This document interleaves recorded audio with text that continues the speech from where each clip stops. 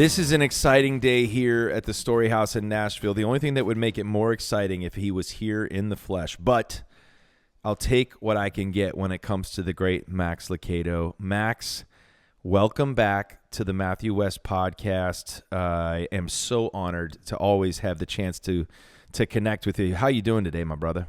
I'm great. It's so great to talk to you, and I send blessings to you and your family, to all your listeners. May the Lord's kindness fall upon all of us in a fresh and encouraging way. Come on, man. Well, that was Max Lucado. Thanks for joining me today. Have a great day, It was Max. great. That was awesome. That almost felt like a benediction. I was about to leave church. Okay.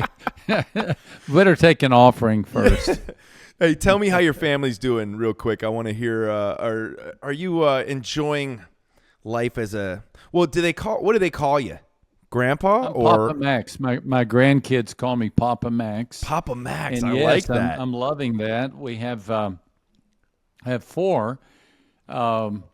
We have a 9-year-old, a 6-year-old, a 10-month-old, and a 3-month-old. Wow. And they all live in Texas. Not only one of them we live in San Antonio, and one of them lives in San Antonio. And then we have one in Austin, which is just an hour and a half away, in Waco, which is 2 or 3 hours away. So we get to see everybody quite a bit. Over the summer, we all got together for a good long weekend because my oldest daughter celebrated her 40th birthday. Oh, that's cool. hard to believe. Oh man, what a blessed family you have, and you love spoiling these grandkids like my parents like spoiling ours. Best. They're the best. They are. Speaking of, how about your family? Well, I was gonna say, Max, I need wisdom. Every time I get ready to talk to you, I think about okay, what kind of wisdom could I glean off of Max Lucado? I need nuggets. And of course, we're going to talk about your brand new book that's coming out next week. And you're going to be dropping some incredible wisdom and encouragement for us all. But on a selfish note, I'm at the stage of fatherhood right now, Max, where my oldest daughter just graduated from high school. She's college bound. And my question for you is this: I have found I'm more emotional than I ever have been in life. I usually try to keep my emotions in check, just shove them way down deep. Don't ever let them come to the surface. I'm joking. But I find myself crying at a commercial, or just there's this lump in my throat. And I've heard about this, I know for women this happens at a certain stage in life. And then I started to realize the word men is in the term menopause, and I wondered, is this something that this is catching me off guard? I'm just quite emotional. I'm in my feelings, as the kids would say, and I'm struggling to deal with the thought of my oldest moving out of the house. Can you help me? It's a mile marker, isn't it? I mean, down deep, we know that even though for sure they'll come back, it's an end of an era. Yeah, it's a real turn of the page. My oldest daughter, Jenna, when we took her to college, of course, I still had 2 daughters at home, but we all loaded up our car and Jenna's car and drove from San Antonio my daughter went to college in Abilene, Texas, of all places, Abilene Christian University. And we stopped for gas on the way out of town, and I looked at my car full of luggage and kids in the back seat. I looked at her car with Deanlin, my wife, and her in the front seat in baggage, and I got all emotional.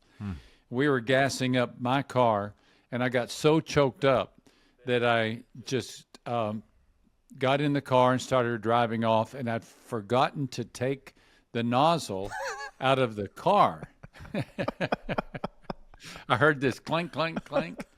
And I looked in the rearview mirror, and there that hose was following me, just flopping on the pavement. So I was a little disconnected. So I'm not the only one who's a little bit of a mess, huh? Yeah. But it works out. Yeah. So how do you stay in contact? Like with when your kiddos went off to college, like you didn't want to, like I've been joking with my daughter. She's going to a school a few hours away from home, Max. And I was joking with her. I'm like, hey, I've done the mileage. If I leave by this time, I could make it to your first class and bring you a cup of coffee, and then I'll wait outside your class like Buddy the Elf did, you know? And she's like, Dad, that ain't happening, you know? Please. But Dad. I'm already trying to plan ways to like stay in contact with her. And, you know, a lot of times, you know, with kids, it's like a text message or something like that. But first of all, you said it very confidently that they will come back. Is that true? In our case, not only did they come back for visits, but 2 out of the 3 came back and lived again at home. Oh, okay. So Jenna and Andrea both came back, you know, for about a year or two while they were sorting out their next steps. And so we enjoyed having them back. But there was, all of a sudden, we looked up and everybody was gone. Everybody was gone. And we were sad for a bit, but then it was fun. Dina and I started dating again, so to speak, and it's been a delight. I'll just give you this one bit of advice. Okay. So, I talked to a friend when Jenna, our oldest, went off for college, and she had already been gone, and I was missing her, and I told him I'm just kind of bummed I miss her, and he said, "You're looking at it through the wrong perspective." He said, "Is she happy?" I said, "Oh, she's having the time of her life." He said, "Then you should be happy. You should be happy if your kids are happy." And I realized, okay, my happiness was being defined by my definition of family. And he was saying, you know, come on, Lucado, celebrate that she's happy. Wow. She's, you know, how many parents would love to have Happy kids. Healthy kids going gosh. to college, happy to be in college. I mean, that's a sliver of the population that is blessed to enjoy that. And so that was a little bit of a wake-up call for me, and I did better after that. Well, I needed to hear that. So selfishly, thank you for letting my first questions be something that would, directly help me in my current situation.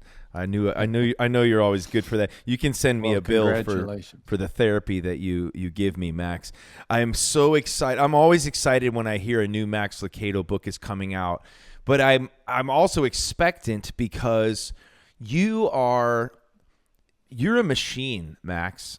You are a writing machine, and are you on a structured schedule in terms of like the regularity with which you release your books? Is it every 2 years, or is it all over the place like that? Because I feel like I just am so amazed and impressed by the ideas God puts on your heart, the way that you unpack them, and then the regularity with which you do it. I know we've talked in past episodes about your method and how you teach at the church, and it's just incredible to me. But is this every year and a half, or what's the pattern there?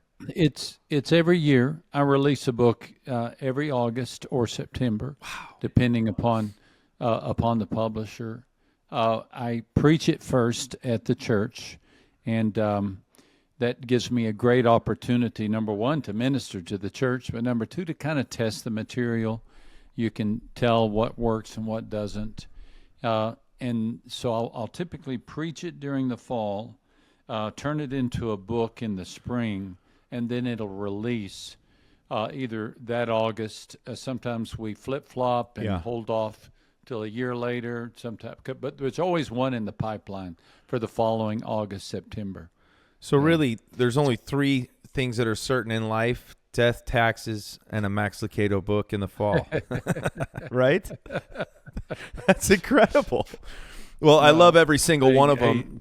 Says the one who keeps writing song after song, touring city after city, hosting event after event. You're pretty tireless myself, young man. We keep going.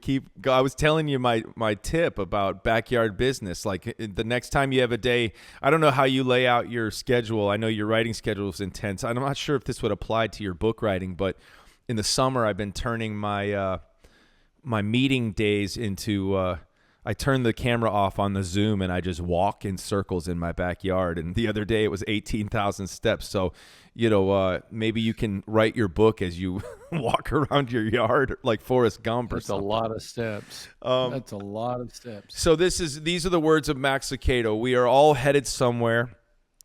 Each day brings us closer to a final breath, a final heartbeat, a final sigh. No one is getting younger. Death comes to the young, the old, the rich, the poor, the decent, the decadent, the king, and the commoner. Shouldn't our destination be an obsession? These words are inspiration for the brand new book that's coming out next week called What Happens Next. And now when I read Max Lucado's books, I can always count on incredible teaching, pointing me to scripture. I also think of, like, a lot of times I read your books and I'm like, I feel like I'm getting a warm hug. I'm getting an encouragement. I'm getting spurred on. I'm uplifted. And now all of a sudden I'm about to get a book from Max Lucado about the end times.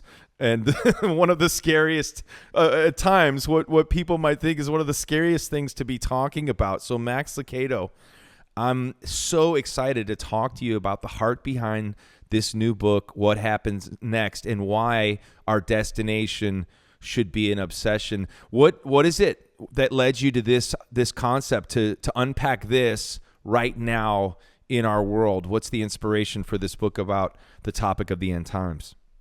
You're not the first to associate scary and end times and to include them in the same phrase. And I've been a bit surprised how many people have said, now, you're not going to make this a scary book, right? And I would hear stories of, people who either grew up going to church or never went to church, but heard maybe a sermon or at least someone's opinion, and it left them convinced of a angry God who's just out to settle a score. And so, yes, I think for many people, that is the concept that they have. To answer your very, very good question, why this book, why now, and kind of why me? The why me is that I'm getting old. I'm nearly 70. I'm going to need to load up the next birthday cake with 70 candles and get a fire extinguisher and put it out. And I'd be curious if other people have experienced this, but I've noticed in the last 2 or 3 years thinking a lot, Matthew, about the next life. I'm just not in a morbid way, but in an excited way. I'm genuinely curious about what my dad and what my mom, what my big brother, what they're doing right now. I'm almost to the point where I have as many friends who have passed on as who are still on earth. And so it becomes very, very real. It's real for, I guess, anybody, but you start seeing more sand on the bottom of the hourglass than the top, you think, okay, what am I about to experience? And for the believer, it's exciting. It's thrilling. We should obsess ourselves with it. So that's one reason. And then the other won't surprise you, but I'm just looking around the world at everything that's happening, the conflict in Israel, the potential global conflict that we hear about, Russia and Ukraine. Of course, you and I are taping this a bit in advance of the book. By the time we release this podcast, who knows what will have happened? It just we're in that constant type of world. Yeah. Where it just seems like we're not surprised at what happens, what we see on the news, because every day seems to be full of a world that's very, very fragile. That's the truth. And so we begin asking the question: Are these signals? Are these signs that the world is headed somewhere? And how do we interpret them? So those, I think personally, I'm just curious. I think globally, I'm concerned. I want people to really consider making sure, Matthew, just like you do in your ministry. I just want to make sure people have their heart right with Christ, because it for the believer, this world is as bad as it ever gets. Yeah. For the unbeliever, this world is as good as it ever gets. So I want to make sure we take advantage of every opportunity to articulate that as clearly and creatively as possible. Yeah, I was joking the other day about how I remember the year of our Lord 2020 thinking on multiple occasions, it can't get any worse than this. And then 2021 was like, watch this. Yeah. And then 2022 was like, you ain't seen nothing yet. 2023 comes around, they're talking about aliens and all kinds of crazy things. But then I was saying to somebody, I said, "What? Fear not, my friends. It's 2024, and what could possibly go wrong in an election year," right? So my question is, do you think we are living in the end times? Because hasn't every generation thought that? And what's your thought on that? Such a great question. In many ways, that would certainly make the top 2 or 3 list of top 2 or 3 questions. I really think a page in heavenly history was turned when Israel became a nation. This does get us into prophecy. In May of 1948, when Israel was recognized as a nation, that is an important event. It is what had to be an unspeakably bizarre prophecy that no one could imagine ever coming true since AD 70, when the people of Israel were dispersed and have lived around the world all these many, many, many centuries. And I wonder what church fathers and Bible teachers and pastors would think when they would read the prophecy in Isaiah or the prophecy in Ezekiel that in the end times my people shall be regathered together. They must have just thought, well, maybe that's symbolic, maybe that's allegorical. I mean, I think that's what many of them thought. But then it happened. And I would fall into agreement with many Bible teachers today who say, that was not just a sign, but that was a super sign. I mean, that was something remarkable that happened, because many of the prophecies about the end times depend upon Israel being regathered as a nation. And so I do think we're in the end times. I do think that the wise Christian pays careful attention. Yeah. That it is a great point that a person might make. They read the Olivet Discourse in Matthew 24 and say, well, Jesus said, spoke of the last days would be full of wars and rumors of wars and pestilences and the faith of many growing cold. Can't that be said about every generation?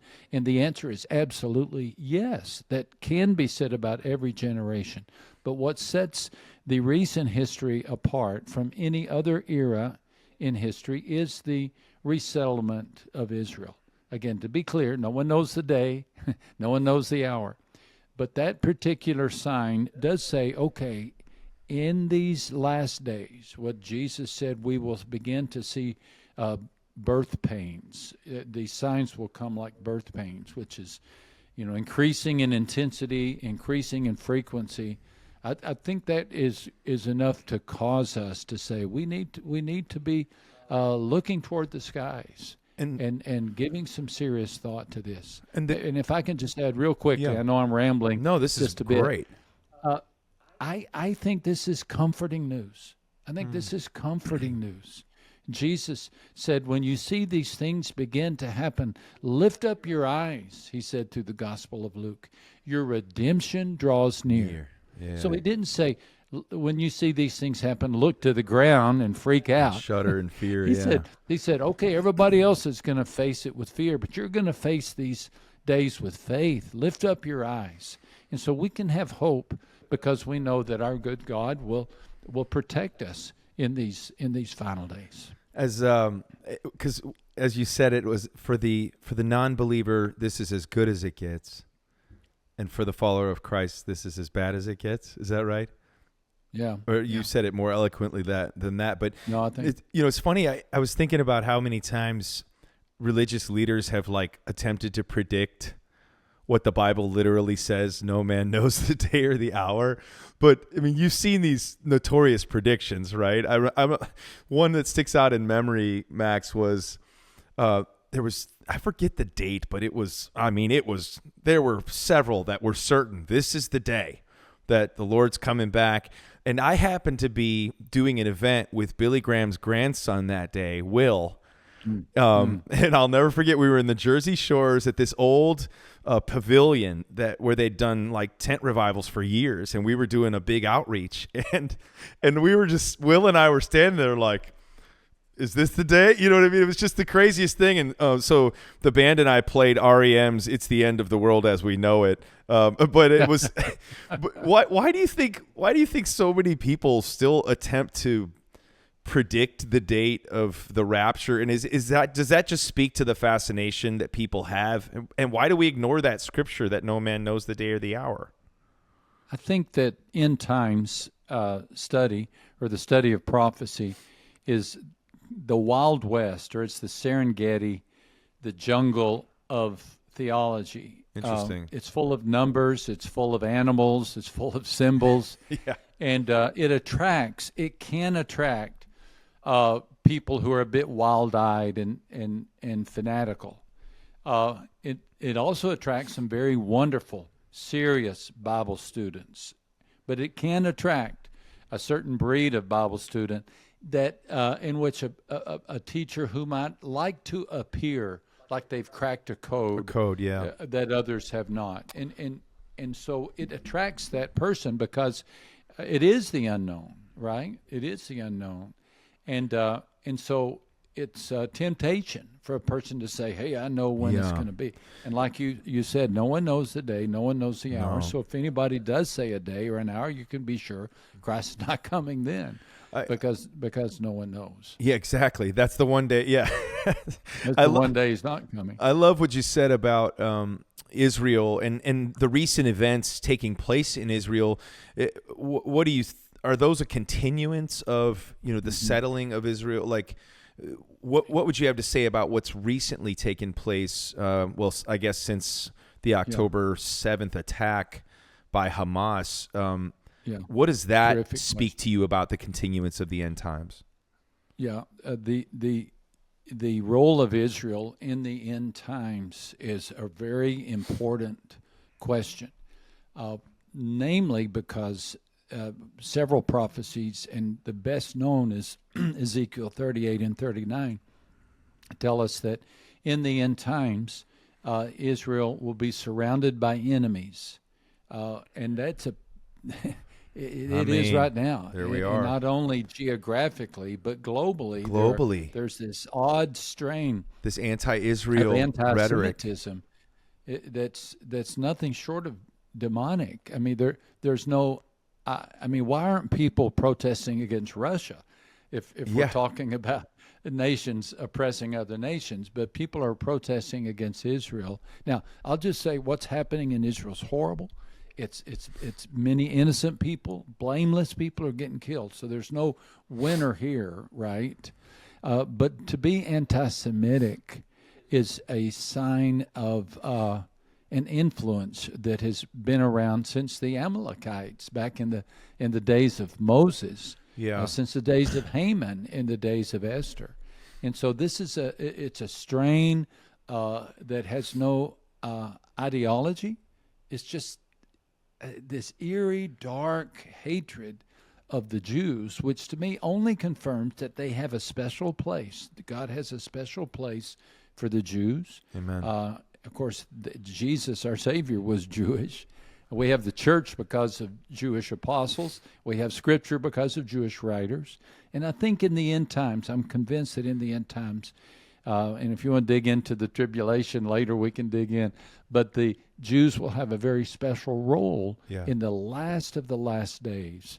And so that's why Satan is continually attempting to disrupt the Jewish people through attacks and anti-Semitism.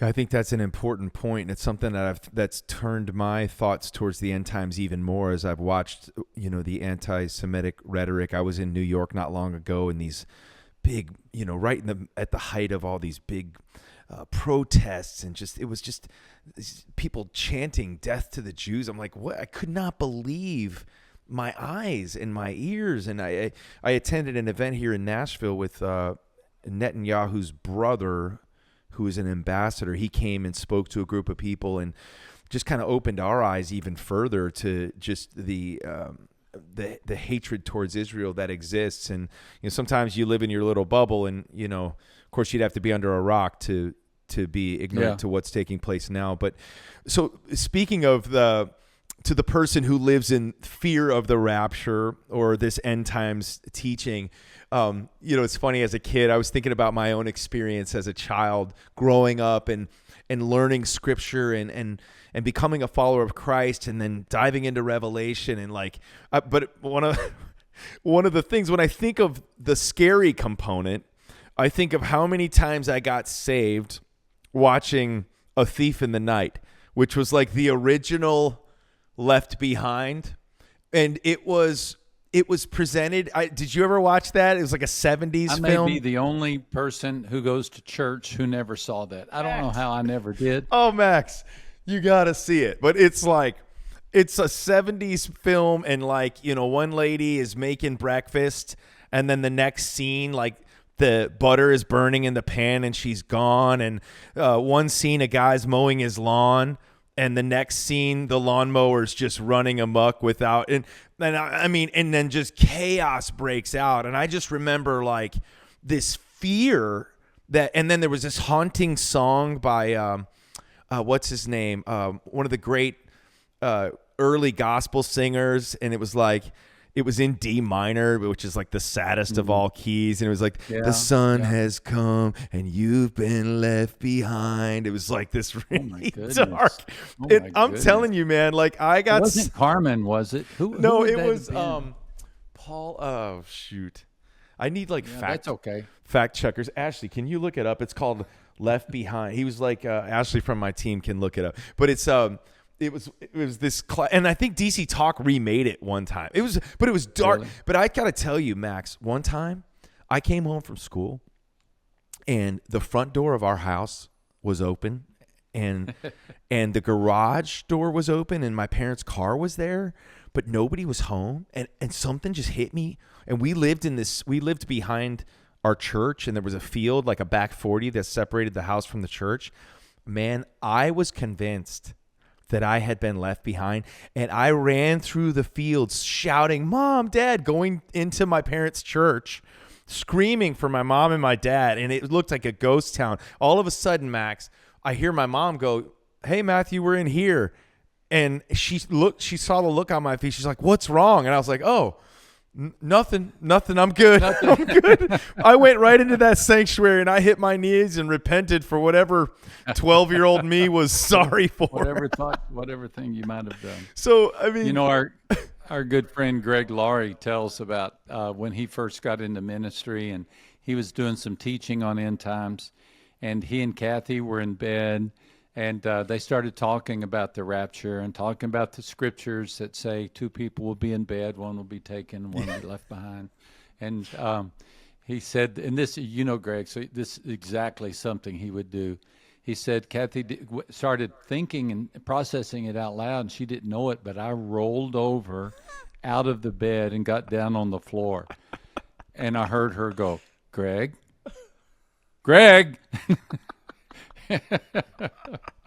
Oh my gosh. I mean, it's just, but there was that fear as a child that and at the time, I mean, I think it was, I don't know that I thought of the unhealthiness of it at the time. I mean, but it was something that moved my heart to go I want to be ready. You know what I mean? I think the more I've grown up and understood the power and the life-changing gift of God's grace, I love that this book, What Happens Next, is drenched not in fear, but another 4-letter word, hope. Hope. So and that's what. Yeah. Go ahead. I'm sorry. No, go ahead. I just want to hear what you have to say to the person who has been fearful of the end times or thinks about it, maybe having an experience like I did as a kid. Yeah, it is all about hope. When the disciples, the followers of Jesus, had their final meal with him. Of course, they didn't know it was going to be their final meal with him, but he told them what was going to happen the next day, and that included the crucifixion and deceit and denial. They immediately were concerned, and understandably so. What were they going to do? Their Messiah dead, their rabbi dead. What were they going to do? And his response was, "Do not let your hearts be troubled. Trust in God, trust also in me." And he began talking about his Father's house. He began talking about a place where there's plenty of room, has many, many rooms. And he gave a promise, "And I will come back and take you to be with me." So I think what Jesus would say to the weary generation in which we find ourselves is, don't let your hearts be troubled. That's good. And when it comes to end times, don't let your hearts be troubled. Don't get tied up in a sense that you're letting what should bring you comfort bring you concern. The Bible doesn't tell us about end times to scare us, but really just to prepare us. We're the people who are looking at the events like we're seeing, like we just discussed, and we're saying in Israel, that's terrible. But God said that Israel would be surrounded by enemies. We're looking at the secularization of so many parts of the world, and we think, okay, yes, terrible. But Jesus said, in the end, the love of many will grow cold. We're looking at the major conflicts of the last century.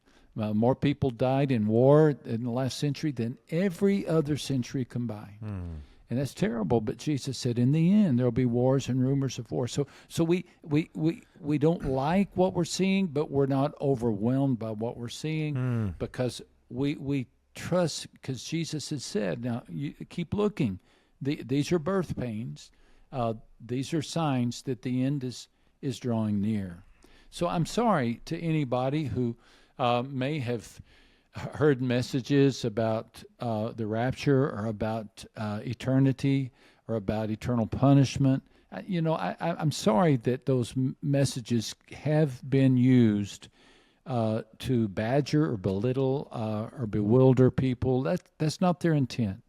Jesus was straightforward about end times, but he also couched the words in ways that brought clarity and comfort.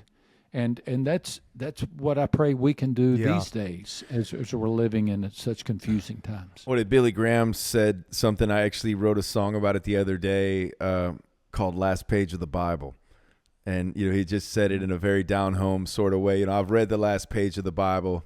It's all going to be all right. I mean, the ultimate hope of that. I love that thought. So I want to, just out of curiosity, and for anybody listening, I wonder if there's other people out there who think they know the answer to this question, but like deep down maybe wouldn't want to reveal their spiritual illiteracy or fear of it by asking questions like, what is the Antichrist? And like, can you shed some light on that? Yeah. And I'm curious if you think the Antichrist is alive today. Yeah. Yes. And I think a good way to do that, Matthew, might be for me to zoom out just a bit and provide context for the role that the Antichrist will play. Please do. And that I do that in the book by following, I call it Heaven's Timeline. The major events, and so the next major event for many of us, who die, for anybody who dies before the rapture, our spirits go immediately into paradise. That's where my dad is, my mom is, my big brother is, and they are enjoying unspeakable peace. Unspeakable peace. There's no anxiety there. There's no regrets there. There's immediate healing of the soul. Now, their bodies are still on earth, but at a certain point, their bodies will be rejoined with their spirits. But if I die before the rapture, then that's what will happen to me. If you die before the rapture, that's what will happen to you. And so it's a peaceful place, a place in which there's a great crowd or a cloud of witnesses. And so that's the next event for most of us, most likely on Heaven's Timeline. The next supernatural intervention that happens is called the rapture. And we can unpack this a little bit more if you want. But the rapture is where Christ will descend from heaven, and he will call the bodies of the saved saints out of the grave, and he will heal them. He will heal them in an instant. My dad died of ALS, but his body will have no degenerative muscle in it. He will be reunited, his body and his spirit will, in a perfect state. Any baby who never exited the womb, whether by miscarriage or by abortion, will be resurrected. Any person who born with mental or cognitive disability could never say yes or no to Jesus. Maybe they suffered from Down syndrome or some type of some issue that left them underdeveloped mentally. Well, they'll go to be with Jesus, and they'll be healed instantly. And so there's a great healing. It's the greatest healing in the history of the world will take place at the rapture. And this is when Jesus will call the bodies of the saved saints out of the grave and the body and the spirits of those who are still on earth to be with him. And we'll go immediately into the presence of Christ. He'll rescue us. And the consequence of this rapture will be what you and I were kind of discussing it, humorously, but it will be a sobering time, because all of a sudden millions and billions of people will be lost or gone from the face of the earth, and the world will plunge into chaos. So this sets up the world for the arrival of the Antichrist.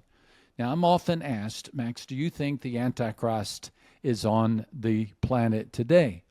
And my answer is a candidate to be Antichrist. The Antichrist is on the planet today.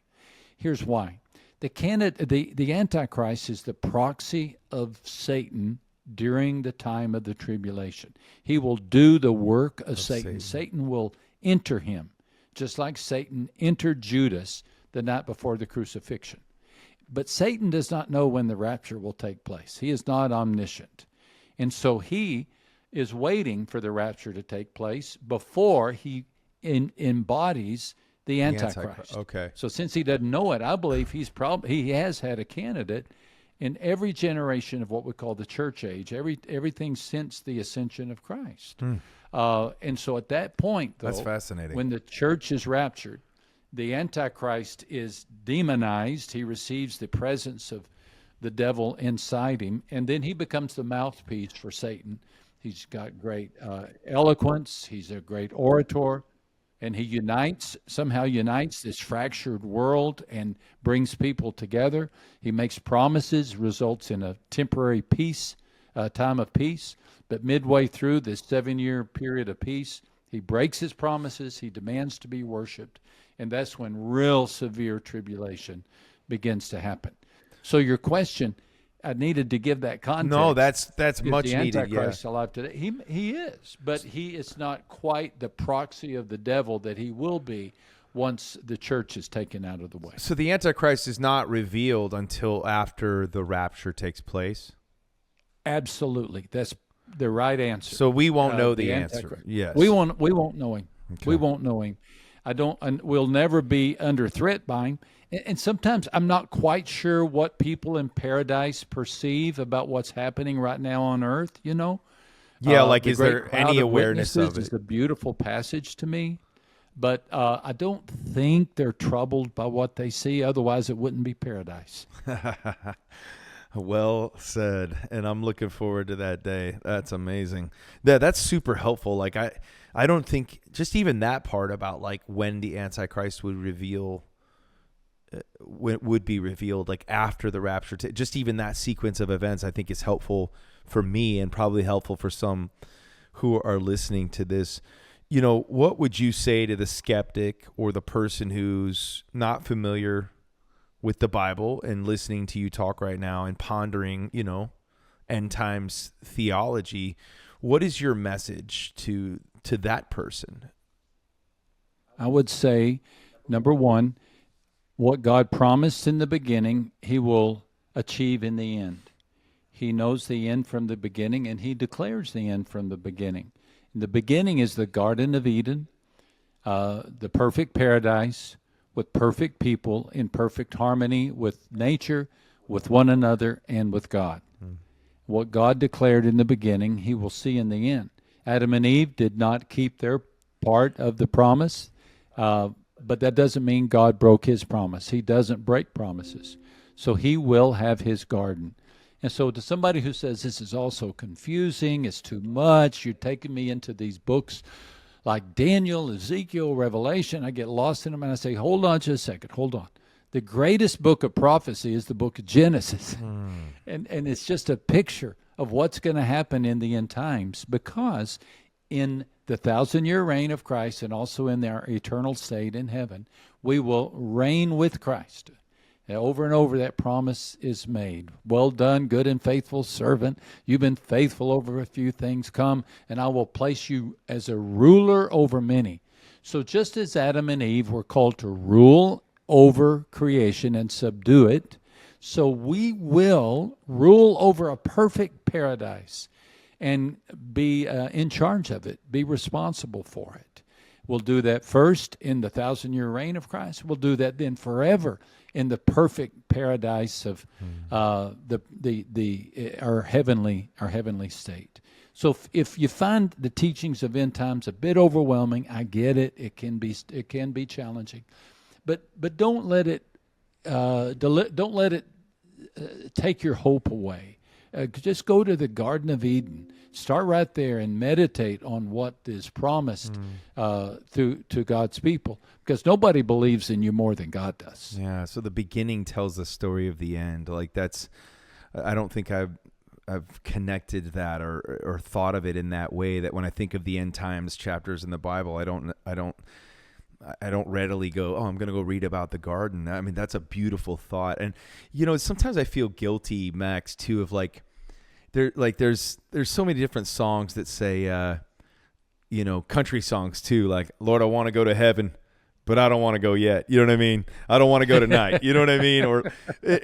But there is this human nature of like, of course, it's not supposed to be scary. It's not supposed to be fearful. And yet we grieve when we lose someone, even though, if that somebody was a follower of Jesus, we're rejoicing that they're in that place of perfect peace, as you talk about, or it's like, I don't want to be so attached to this world and to this life, but gosh, I love my wife, and man, I love my girls. And it's like this, I want to have a love and an anticipation for heaven that surpasses a love and affection for anything or anyone else on this earth. But so sometimes there's even like a human guilt that I feel to the thought of like, would I rather go to heaven today, or like, would I rather have dinner with my daughters and wife? Like, do you know what I'm saying? Like and I don't mean that to sound sacrilegious. I just say that from a human perspective of like,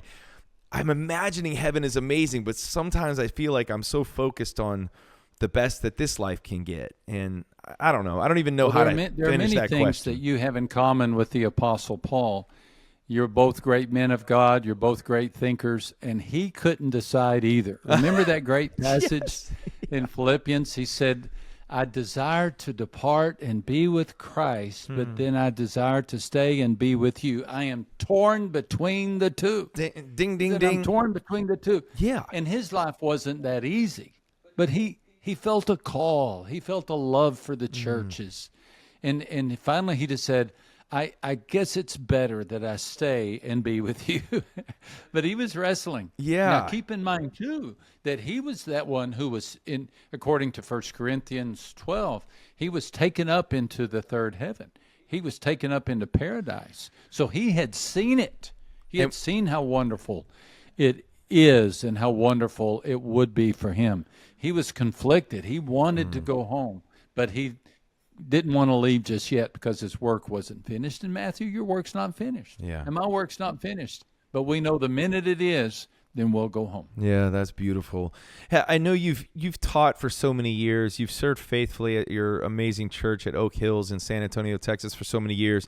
You've written countless books. I mean, over 150 million books of yours in print worldwide. It's incredible. But I'm curious, as you researched and worked on this book, What Happens Next, A Traveler's Guide Through the End of This Age, was there any part of the story of the end times, of the rapture, of the Antichrist, of any components of this where your perspective was challenged, or where you were surprised, or just felt like the Lord illuminated a new truth that you'd maybe had been thinking about it, wrong all this time? Or what surprised you, if anything?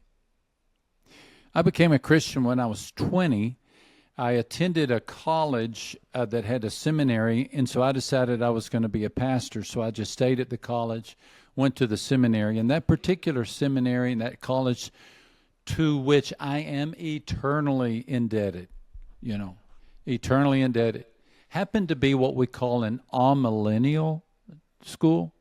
There are many amillennial churches in the world today, all going to heaven, all united and saved by grace. Amillennial churches teach that the millennium, the 1,000-year reign of Christ, is not a literal 1,000-year reign. In fact, they would teach that we're in that reign of Christ right now. So that's what I was taught.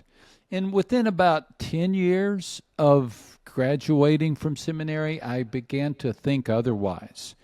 And so I soon began to take Revelation chapter 20 that talks about the millennium literally. And I fall now into a camp that's called premillennial. We believe that we're in a time that's prior to the 1,000-year reign of Christ. So my answer to your question is, however, I had never done a deep dive into understanding what those 1,000 years are going to be like.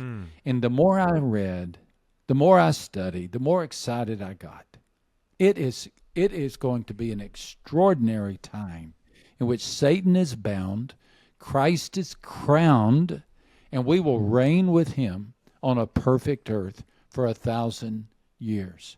And I really got to dig into this in this book, and I hope it encourages people to do the same, because in a sense, it is the answer to the question about the Garden of Eden. It is that time. In fact, I entitled the chapter, God Will Have His Garden, because it is that time in which God is saying, yep, I told you I was going to do this, and I'm doing it. I'm going to have a perfect earth, and you're going to reign with me over creation. And lay that out in the sequence of events. Okay, thank you. Perfect. So the next big thing for many people, if they die before the rapture, they'll go to paradise. Then following that is the rapture. Then following that is 7 years of tribulation. During the 7 years of tribulation, we who are in paradise with Christ, having been raptured, we will be rewarded by Christ. We will be wedded to Christ. And then at the end of the 7 years, we will return with Christ in the second coming. And Christ will descend to the earth. The difference between the first coming is that Christ comes for his church. In the second coming, he comes with his church. Wow. And we come with him. We're going to saddle up, but we won't be participants in the battle of Armageddon, but we will return with him, and he will defeat the enemies of heaven in that battle of Armageddon, and that will take place in Israel, another reason why Israel needs to exist, and he will establish that 1,000-year reign, and we will reign with him. Satan will be bound during that time. And at the end of that 1,000-year reign, everybody who has rejected Christ will be resurrected for the darkest day in human history, and that is the great white throne judgment. You won't be there. Your family won't be there. I won't be there. My family won't be there. Believers won't be there because we have said yes to Christ. But anybody whose name is not written in what the Bible calls the book of life will be there, and it will be tragic. It will be. And then at the end of the great white throne judgment, the new heaven and the new earth will be created, and the new Jerusalem will descend from heaven onto the new heavens, onto the new earth, and God will wipe away every tear, and we will begin that beautiful time in which we will be with him forever. Lastly, Max, to the person who's listening right now who does not have a personal relationship with Jesus, I know deep down the hope and the heartbeat behind every page that you write and every book that you release is that a lost and hurting world will come to know Jesus and come to a greater understanding of the heart of the Father. And so even this book about a traveler's guide through the end of this age, this book about what happens next, still has the heart of an evangelist. It still has your heart of hoping to make heaven crowded. What would you speak to the person who's on the fence or feels disqualified, doesn't feel like they belong, doesn't feel like God would let them in? You know, there's a line on one of my songs, Max, that says, if grace was a kingdom, I stopped at the gate thinking I don't deserve to pass through after all the mistakes that I made.